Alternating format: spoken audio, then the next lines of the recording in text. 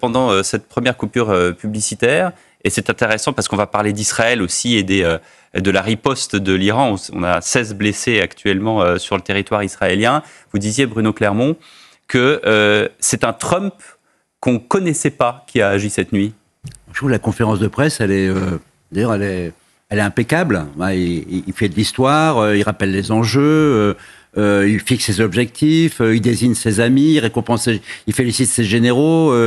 C'est quelque chose. On avait plutôt l'habitude d'un Trump qui improvisait. Là, il n'improvise pas du tout. Et derrière, la mise en scène avec le secrétaire d'État à la Défense, J.D. Vance, qui n'avait pas l'air très content d'ailleurs, et Marc Rubio qui est là. Pourquoi pas content ? Parce que lui était vraiment opposé à l'opération. Ah ouais. Ouais, je pense que là, on voit que dans ce bras de fer, il a perdu. Donc, il a réussi même, le président Trump, finalement, à s'imposer contre la ligne du parti qui ne voulait pas de l'opération. Et cette opération est un succès. Et il y a la réponse, quelques minutes après, de Benjamin Netanyahou, ils se remercient mutuellement. Et on sent que cette alliance vient de se ressouder, alors qu'il y a 15 jours, c'était Gaza et c'était la catastrophe. Netanyahou isolé, Trump qui lui tournait le dos. Donc il me semble que la grande victoire de cette opération... C'est un succès pour Netanyahou. C'est Netanyahou. Le grand vainqueur, c'est Netanyahou.